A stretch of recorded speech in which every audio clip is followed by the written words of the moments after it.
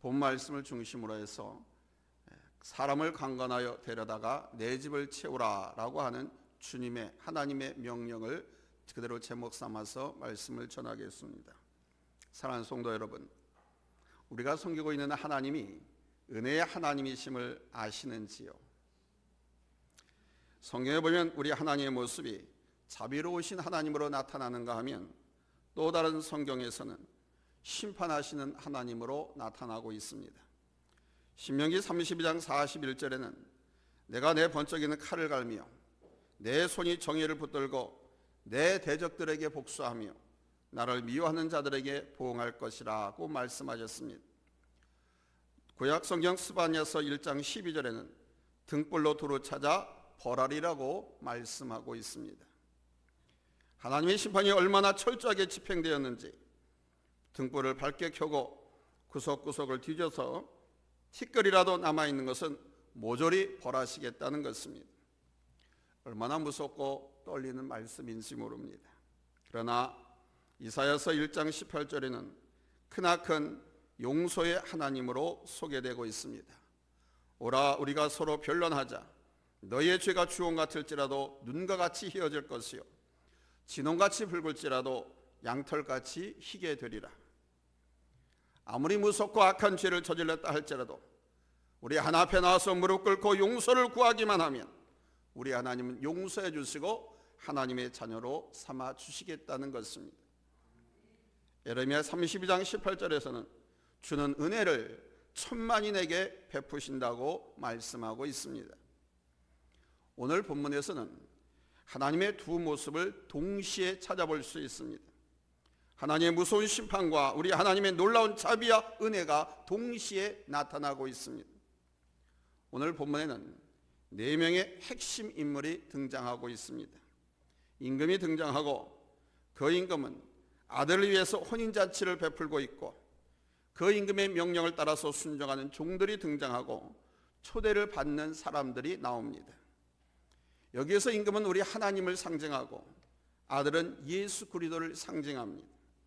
그리고 혼인잔치는 메시아 시대에 얻어진 기쁨을 의미하고 있으며 종들은 하나님의 명령을 받들어 행동하는 선지자와 주의 종들을 의미하고 있습니다. 물론 초대를 받는 사람들은 이 땅에 숨쉬고 있는 모든 종족, 모든 민족, 모든 사람들을 가리킵니다. 본문에는 하나님의 은혜로운 모습만 나타나 있지 않습니다. 그런가 하면 하나님의 두려운 심판의 모습만 나타나고 있지도 않습니다. 여기에는 하나님의 심판과 은혜의 모습이 동시에 나타나고 있습니다. 우리는 오늘 이 하나님의 두 모습을 발견하면서 나를 돌아보고 이 마지막 시대에 우리가 어떻게 살아가야 하는지 하나님의 음성을 듣고 깨닫는 귀한 시간 되기를 바랍니다. 첫째로 우리 하나님은 초대하시는 하나님이 있습니다. 본문 3절 말씀에 그 종들을 보내어 그 청한 사람들을 혼인잔치에 오라 하였더니 그랬습니다. 이 초청, 초대라고 하는 것은 사실상 초청, 초대 그 자체 하나만으로도 크나큰 의미를 갖습니다. 그러나 반대로 생각해 보면 초대를 받지 못했다라고 하는 것은 제외되었다는 뜻이죠. 본문 4절에는 오찬을 준비하되 나의 소와 살진 짐승을 잡고 모든 것을 갖추었으니 혼인잔치에 오소서 하고 초청을 했고, 이와 똑같은 내용의 말씀이 누가복음 14장에도 이렇게 기록되어 있습니다. 오소서 모든 것이 준비되었나이다. 지금 모든 것이 준비되어 있으니 여러분들은 잔치에 오시기만 하면 된다는 말씀입니다. 하나님께서는 지금도 우리 모두를 초청하고 계시는데 초상집이 아닌 잔치집으로, 가난하고 빈곤한 곳이 아닌 모든 것이 준비되어 있는 풍성하고 기름진 곳으로 초대하고 계십니다. 가난한 사람들과 힘없는 노숙인들이 가장 좋아하는 성경 구절이 있습니다. 우리 한번 같이 찾아 읽겠습니다. 이사야서 55장 1절입니다. 찾았으면 아멘합니다. 합독합니다. 시작. 너희 모든 목마른 자들아 물러나오라. 돈 없는 자도 오라. 너희는 와서 사 먹되 돈 없이 값없이 와서 포도주와 젖을 사라. 목마른 사람, 돈 없는 사람, 배고픈 사람, 건강한 사람, 병든 사람 너나 할 것 없이 모두 와서 먹고 마시라고 하는 초대의 문을 활짝 열어놓고 계십니다.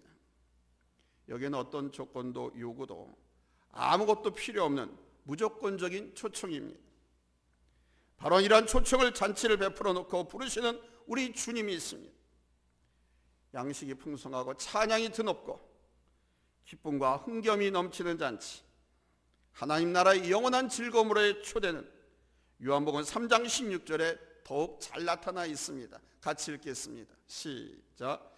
하나님이 세상을 이처럼 사랑하사 독생자를 주셨으니 이는 그를 믿는 자마다 멸망하지 않고 영생을 얻게 하려 하심이라. 아멘. 예수를 믿는 자는 누구든지 영생을 얻게 하신다는 놀라운 초청의 선포입니다.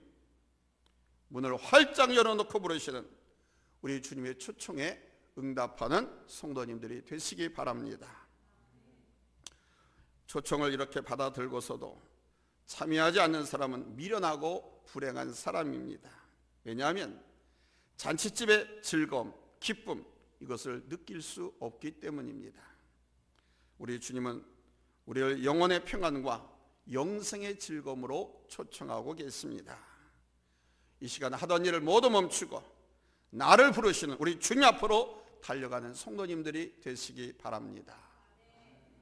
두 번째로 하나님은 심판하시는 하나님이 있습니다. 우리 하나님 여호와께서는 인류를 생명으로 초대해 주신 동시에 심판을 칼같이 하시는 주님이심을 알아야 합니다. 임금이 종들을 보내어 혼인잔치에 오라고 초청을 하였는데 사람들은 여러 반응으로 응답했습니다. 3절에 보니까 처음 초청을 받을 때에는 사람들이 오기를 싫어했다라고 밝히고 있습니다. 다시 다른 종들을 보냈을 때는 사람들은 이번엔 핑계를 대면서 거절을 했습니다.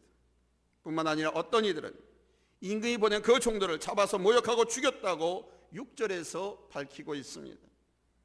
이에 임금의 초대를 거절한 사람들을 임금이 심판을 하는데 7절에 보니까 임금이 노하여 군대를 보내어 그 살인한 자들을 진멸하고 그 동네를 불사르고 라고 했습니다.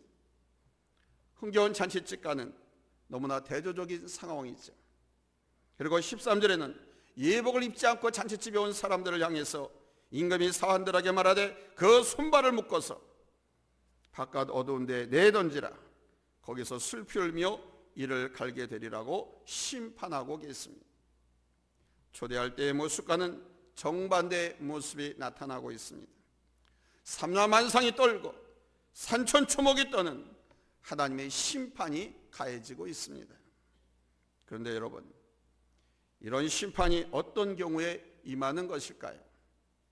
본문에는 두 가지 경우의 심판이 임했다는 사실을 알 수 있습니다. 첫째, 초대에 응하지 않은 사람에게 심판이 임했습니다. 혼인잔치에 오라고 초청했을 때 사람들의 반응은 강팍하기 짝이 없었습니다. 5절에 보니까 한 사람은 자기 밭으로 또 한 사람은 자기 사업하러 가고 라고 했습니다. 이 내용이요, 누가복음 14장 18절에 보면 좀 더 자세히 기록되어 있습니다. 누가복음 14장 18절 우리 다 같이 찾아서 읽겠습니다. 찾았으면 아멘 합니다. 합독합니다. 시작. 다 일치하게 사양하여 한 사람은 이르되 나는 밭을 샀음에 아무래도 나가 보아야 하겠으니 청컨대 나를 양해하도록 하고, 또 한 사람은 이르되 나는 소 5개를 샀음에 시험하러 가니 청컨대 나를 양해하도록 하라 하고, 또 한 사람은 이르되 나는 장가 들었으니 그러므로 가지 못하겠노라 하는지라. 아멘. 여기 보면 이유가 없었던 사람은 단 한 사람도 없습니다. 나는 밭을 샀기 때문에 참석하지 못하니 나를 용서하시오. 나는 소를 샀기 때문에 초대에 응할 수 없으니 용서하시오. 나는 장가를 가서, 나는 시집을 가서 못 가겠으니 용서하시오. 모두 그럴듯한 이유가 있었습니다. 그러나 문제는 바로 여기에 있었습니다. 무엇 때문에? 이런저런 일 때문에 지금 급한 일이 있어서 모두가 핑계를 대는데 하나의 공통점이 있습니다. 그 공통점이 뭐냐? 모두가 경사스러운 일로 인해서, 좋은 일로 인해서 임금의 초청을 거절했다는 것입니다. 이 임금이 누구를 상징한다고 그랬습니까? 하나님. 밭을 산 것도 재산이 증식된 것이고 소를 산 것도 이만저만 즐거운 일이 아닙니다. 또 장가를 들어서 예쁜 아내를 얻는 것, 시집을 가서 멋진 남편을 얻는 것, 보통 기쁜 일이 아닐 수 없습니다. 이것은 하나님 안에서 얻는 기쁨보다 세상에서 삶의 기쁨을 얻으려고 하는 사람들의 공통 현상입니다. 여러분은 어떻습니까? 하나님의 초대를 위해서 세상의 즐거움과 풍요를 거절하시겠습니까? 아니면 세상의 즐거움과 풍요를 위해서 우리가 하나님의 초대를 거절하시겠습니까? 우리는 하나님으로부터 온 초대를 거쳐서는 안 됩니다. 놓쳐서는 안 됩니다. 하나님이 나를 부르실 때는 밭을 샀어도 달려가야 할 것이고 소를 샀어도 달려가야 할 것이고 시집가고 장가를 갔어도 잔치에 참여를 해야 하는 것입니다. 저는 두 자식을 다 장가 보내면서 토요일날 장가 보냈지만 주일을 세고 월요일날 신혼여행을 보냈습니다.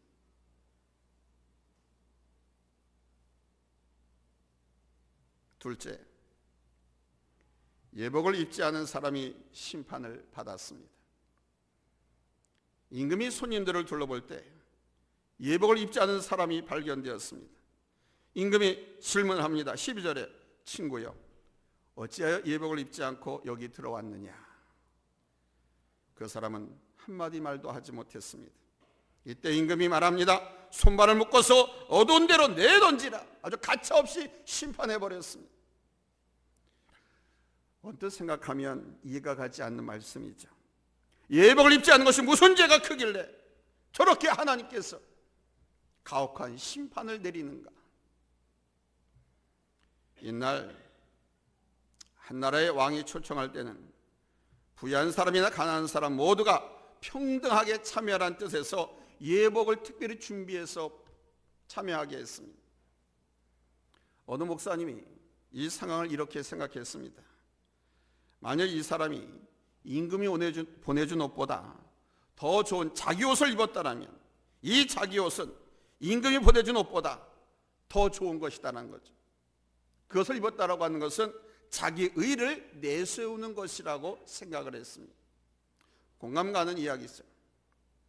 오늘날 교회 안에 있는 성도들 가운데에도 이 사람 같은 모습이 많이 있다고 봐야 합니다.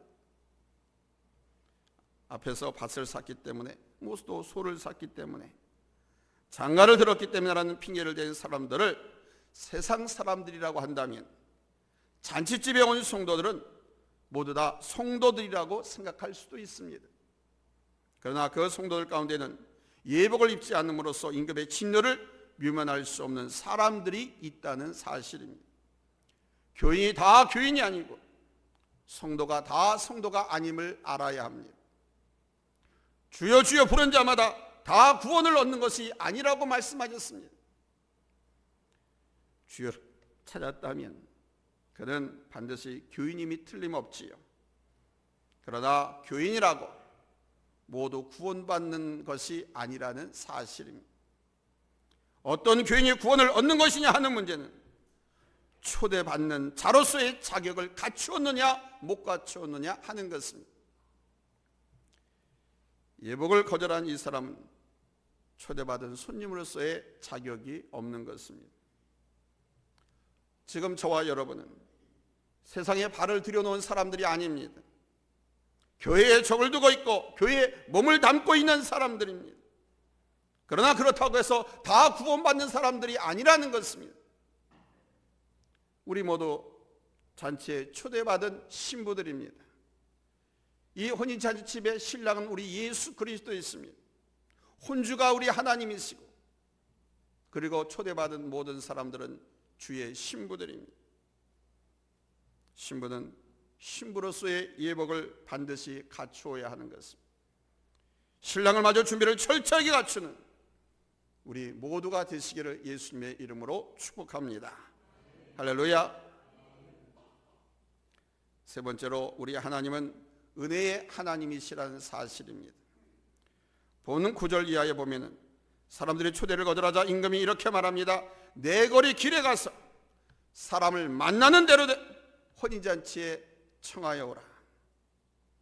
이에 종들이 길에 나가서 악한 놈이나 선한 사람이나 만나는 대로 모두 다 데려왔습니다. 그래서 10절에 보니까 혼인잔치에 손님들이 가득한지라 그랬습니다. 이 말씀이요, 누가복음 14장 21절에는 이렇게 기록되어 있습니다. 다 같이 찾아서 읽겠습니다. 찾았으면 아멘합니다. 합독합니다. 시작. 빨리 시내 거리와 골목으로 나가서 가난한 자들과 몸 불편한 자들과 맹인들과 저는 자들을 데려오라. 아멘. 여기서 우리는 놀라운 우리 하나님의 은혜를 생각하게 됩니다. 제일 처음 초대받았던 사람들이 유대인을 의미한다면 나중에 초대한 악한 사람이나 선한 사람이나 시내 거리와 골목에 있는 가난하고 병들고 맹인된 자와 저는 사람들은 바로 이방인들을 의미하는 것입니다. 이 부분을 보름캄은 이렇게 말했습니다. 이 성경을 기록한 복음서 기자는 이로써 이스라엘로부터 이방 세계로 퍼져나가는 선교 사명의 발전을 서술하고 있는 것이다라고. 먼저 선택된 유대인들은 하나님의 사자들을 돌로 쳐 죽이고 온갖 조롱과 멸시와 학대를 가했습니다. 사실 사도행전에서 보아도 예루살렘에 거하는 예수님의 추종자들은 유대인들이 얼마나 박해하고 핍박했는지 모릅니다. 이때 그 박해, 그 핍박을 피해서 성도들은 모두 도망쳤습니다. 뿔뿔이 흩어졌습니다. 사마리아를 비롯한 이방 땅으로 흩어졌습니다. 그러나 성령의 역사는 여기에서 그치지 않고 이방 족속을 향해서 복음을 전하게 역사하셨던 것입니다. 이때 빌립 집사 같은 제자들이 크게 활동하면서 이방의 복음의 불꽃이 번져 갔습니다. 이런 맥락에서 볼 때 임금의 종들이 초청하러 나갔을 때 종들을 잡아 죽였다고 했습니다. 종들을 잡아 죽인 사람 누굽니까? 유대인들입니다.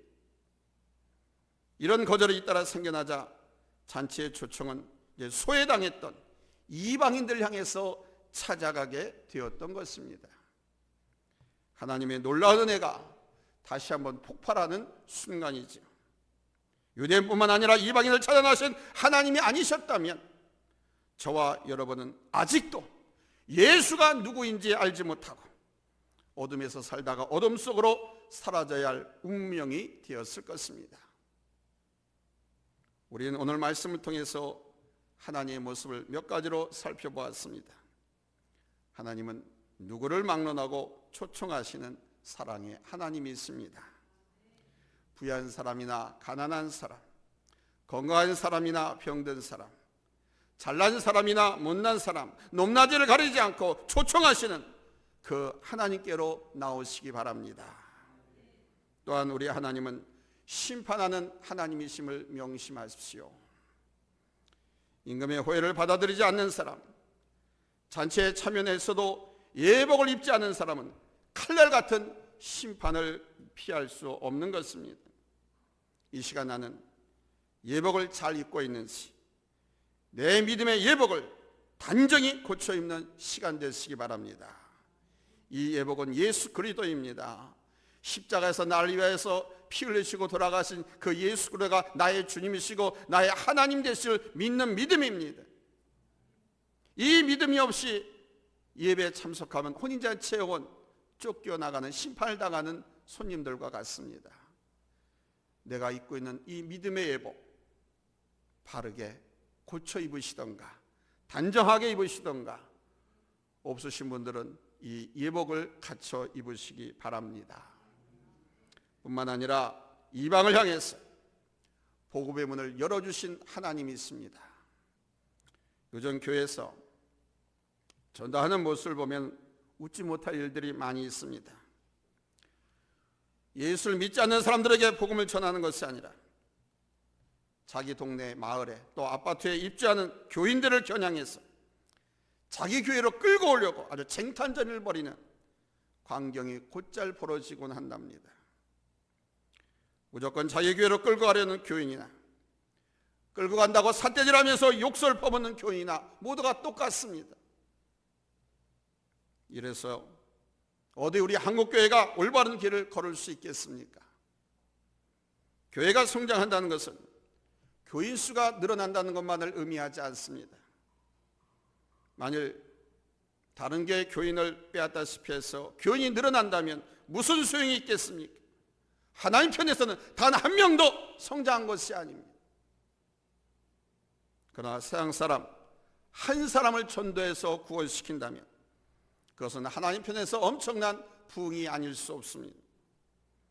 한 사람의 영혼이 천하보다도 귀하기 때문입니다. 오늘 말씀에서 임금이 사거리에 나가 선한 사람이나 악한 사람을 초달하는 말씀과 또 시내 거리와 골목으로 나가서 가난한 사람들과 몸 불편한 사람들과 맹인들과 저는 사람들을 데려가는 말씀 기억하십시오. 그리고 누가복음 14장 23절에 사람을 강권하여 데려다가 내 집을 채우러 가신 말씀을 기억하셔서 이웃을 향해서 초대의 문을 넓히신 우리 주님의 뜻을 따라서 우리들이 사람들을 찾아 나서는, 소외된 사람과 아직도 예수를 영접하지 않은 사람들을 찾아 나서서 하나님 나라의 깊은 잔치에 예배, 전도 초청하는 믿음의 예복을 잘 입은, 신랑 맞을 준비를 잘 갖춘 깨어있는 현숙한 아름다운 신부들이 다 되시기를 예수님의 이름으로 축복합니다. 할렐루야. 기도하겠습니다. 하나님 아버지 감사합니다. 죄로 죽었던 저희들을 살려주시고 하나님의 자녀 삼아주신 것만